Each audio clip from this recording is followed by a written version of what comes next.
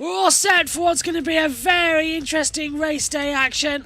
It's welcome to warm-up for MotoGP. Let's cross over to TNT. Perfect nick this morning. Completely different conditions to Sprint Saturday. Let's go racing. It's time for the MotoGP warm-up.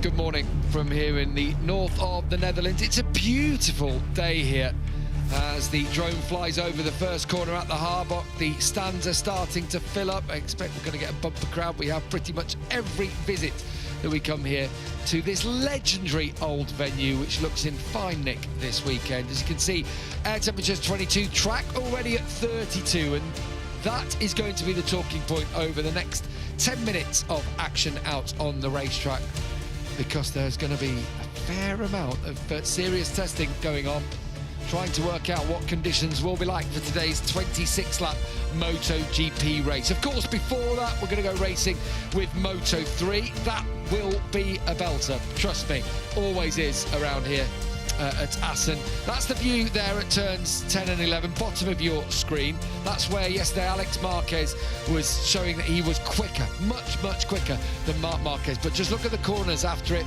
through turn 12. Fast King, fifth gear through there. And so, can he work out a way past his brother today? Will someone else get in the mix in the centennial running of the TT at Assen?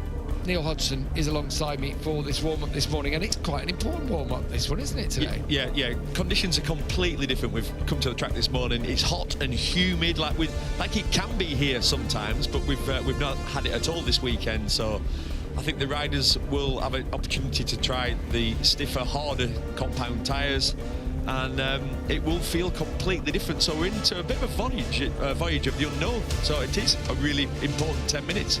Yeah, if you haven't been with us throughout the weekend, when we turned up at the track on Friday morning, it rained. It was cool. But actually, you know, temperatures mid-20s on track itself. And some of the riders thought, as the track dried, well, I'm going to try the medium tyres, going to try those to give them a run out. I'm probably not going to need them over the weekend. And what happened is, they all started crashing out eventually on Friday afternoon. There were 9 MotoGP crashes, and the medium tyre got chucked in the bin. It was too cold for it. The breeze was about. And then yesterday, overcast all the way through the day. And so now we're, as Neil said, a voyage into the unknown. We're also going to have a job on our hands, Neil, here, to pick out the 4 Yamaha riders, because a beautiful looking 70th anniversary livery. I'll tell you what, Yamaha tend to get it right when they go with nostalgic liveries, don't they? Yeah, they've definitely got it right. But their bike and the Pramac bikes are all identical in this 1999 R7 livery. Yeah. Bit of a hark back to the good old days, Neil. Yeah. Right, your era. In my era, it reminds me of Noriyuki Haga, who could ride the wheels off that R7. Wow, he was fantastic that season in '99. What a year that was for World Superbikes. Yeah, so that's the echoing of 70th anniversary for Assen, and whether it be the yellow Bumblebee speed blocks they've done, the red and white speed blocks they've had in the past, or this livery, I do like a retro Yamaha livery. They have got it right, like you say. Looks cool. The problem is we're going to have, as commentators, picking them all out, because they all look the same. They've all got a black number on the front, so we're going to have a good look this morning at who's got what. Marc Marquez victorious. I mean, we should have known, shouldn't we? From the second row of the grid, 9 sprint win out of 10. He actually, did you see the, I don't know if any of you people at home might have seen it, did you see, Neil, the little interaction between himself and Fabio Quartararo? No. About turn 1? No. Fabio sort of almost apologised to him, and Marc was like, no, well, no, I put myself on the outside, so, you know, nothing to apologise for, because obviously Marc then went over the curb and what have you. But Marc was like, oh, I just went for it round the outside, basically. It was the perfect start for him, really. I know he didn't get past Quartararo, but to get past Bagnaia and get past his brother Alex, sorry, yeah, worked out perfectly. He said it was the best start of the season, because it's a short drag down to turn 1, really, and yeah, he was clearly the fastest off the start, but yeah, on the wrong side into turn 1, but he toughed it out, and I actually thought Fabio was kind to him. Fabio could have gone even wider and pushed him off the edge of the track, so yeah, in the end, Marc was sort of lucky there, really, that didn't happen. So considering all that, got a good start, Fabio was a bit kind to him, as you say, and all those things. Considering the changing conditions, could we see a different story in the sprint today? In the Grand main Prix, race, yeah, absolutely, yeah, absolutely. It's the unknown. No one's done no one's had any track time on a hot track. It's going to get hot today. We've got hard front tyres. It's the first time we've seen them all weekend. No one's put one in because you wouldn't dare put hard front slick in. You crash immediately. And I tell you what, even on this morning, it's much warmer, but the riders will be nervous now. Yeah. They will be, feeling anxious, hoping that those front tyres stick. Air temperature's still 22. It was 22 on Friday. Yeah, it was about the same sort of temperature. It was just a bit of a cool breeze around, and people were crashing left, right, and centre on the medium tyre. Yeah. Now the medium tyre at the front, they have 3 options: soft, medium, hard. It's a bit neither here nor there, isn't it, on the medium? So, but it's definitely not going to be as hard as this harder option. I know it's about construction, the compounds are all similar and what have you. But yeah, they'll have to respect it this morning. That's a word.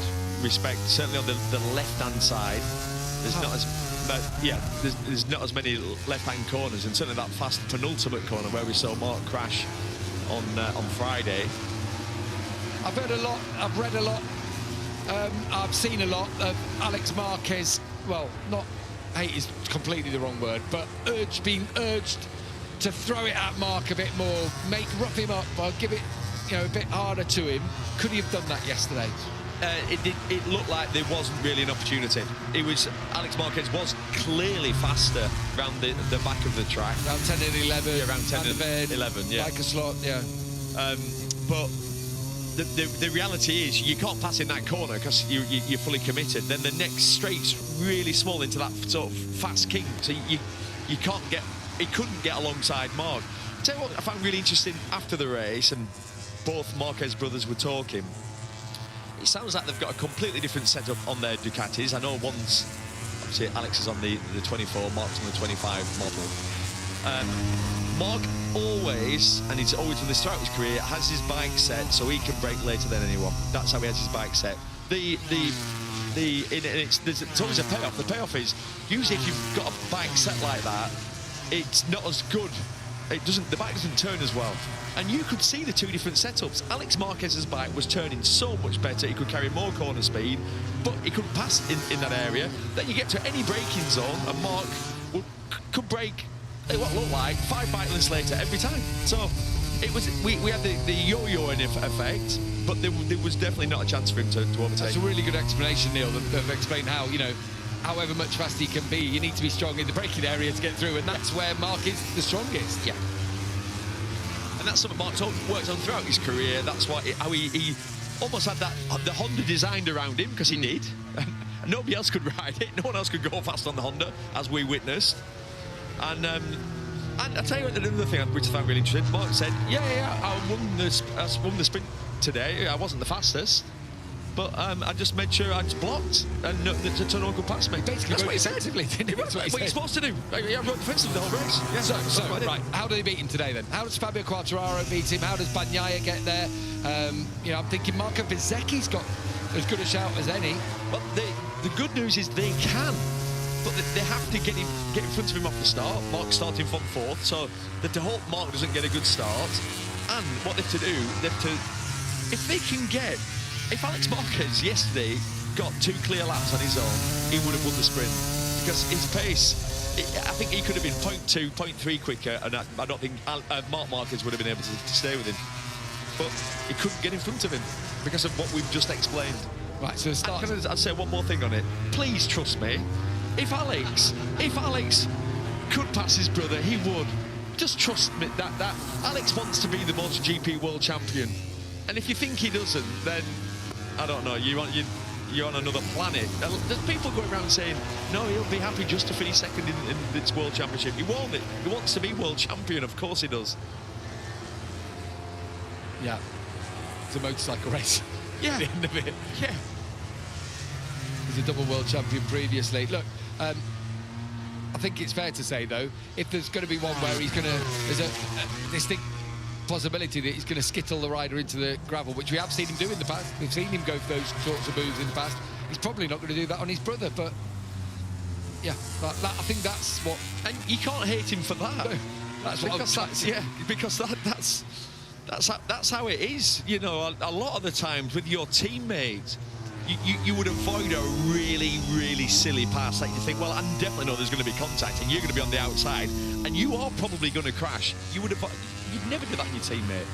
Don't get me wrong. I know you can throw the argument back. Well, Mark would.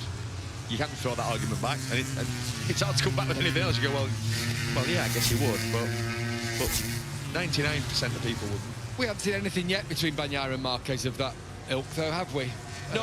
And that's the sort of thing at the start of the season they were saying, you don't do that to your teammate. Anyway, so Bagnaia today, his comments yesterday was, it's just a standard sprint for me.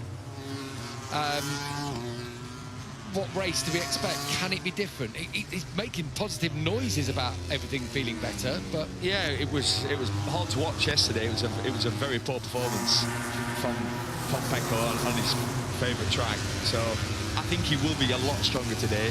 I expect him to finish third. Really, that's what I'd say. I think that's where he's at. So is there a hope? And I'd be a fool to say anything else, because that's how his form has been all year, really. At best, he's third, and at worst, he's fifth, isn't it? At worst, he's the fourth fastest Ducati out there. Is there a hope for Quartararo? Is there a hope for Marco Bezzecchi? Yes, there is. Both got really fast. They've got the exact race pace as this man, if not a fraction better. If they can get away in front of Mark, and like I've said, basically, Bezzecchi, Alex Marquez, Quartararo, those three, if they can be in front of Mark and get 2 clear laps, their pace is good enough where Mark will struggle to beat them. But he'll use a can opener, no doubt. Yeah, exactly. All the bikes going into the Ruskin Hub have a wobble on, don't they? That looks sketchy to me. Yes. Tip in there, everyone though, aren't they? Yeah. Like, the bike is so unstable. The track's completely flat there, and there's some slight ripples, but because that kink is so fast, there's no weight on the front, so you're tipping into there, but the bike doesn't want to tip into there because of the gyroscopic effect at that speed for everything, just how it is. So you've got the ripples. You're trying to use a bit of the curb as well to open it out. It's an awful feeling. Maverick's got great race pace as well. I'll throw his name into the hat. It's a good start. That's what it's all going to come down to later on, as Marc Marquez just comes through in third. Mapping 3 is what he's been given. They're all on pace, aren't they? They all are pushing this morning, trying to get as much information as possible about these tyres. Yeah, and it's such a short warm-up. It's 10 minutes. It's a blink of an eye. You go out there, you do 5 laps, and that's it. We're going to get to this bit where it wobbles. Just the end. Oh, we're not. Thought we were going to get to it then. And we've actually just got through the bit with Alex Marquez as Fabio Quartararo comes to the line. Turned out beautifully, that bike. To De Bull. This is the section where Alex was so strong yesterday. Into Mandeveen. Yes, so strong. All that part of the track. It was incredible. Miller's having a good morning, as is Oliveira. He's up in 8th. Miller 7th. Feels like the change of tyres, maybe that works a little bit in for the Yamahas. Oliveira is running soft front medium rear, actually. Miller running the hard front medium rear, Jack. Different front option there. Pedro was disappointing yesterday because he had decent pace throughout the weekend and he ended up finishing 9th, but he's like 10 seconds off in 9th, like nearly not far off a second a lap.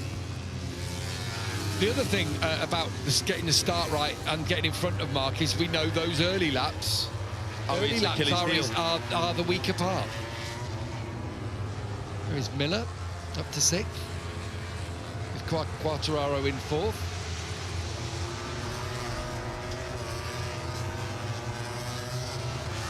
So good. I like how they've all tied in the colours with their helmets. That looks good. That runs out. We're singing exactly the same. Doesn't help us. No, yeah, so different colours, different helmets, different numbers, fonts. Or the same font, but are they all the same font? No, they've got their original fonts, but right. Jack hasn't got the Aussie flag in it. And here we are with Alex Marquez. He's had a really good morning session here. Soft front still in for Alex, letting others do the donkey work with the hard front. Soft still could be an option. They have put race distances on tyres. Of all the tracks where softs could be the option, this is the one in hot conditions, because it's not a heavy braking track. You've only got, well, this is the last corner and the first corner are the two real heavy ones. The others are light to medium braking zones. Turn one's a hard one though, you put a lot of stress.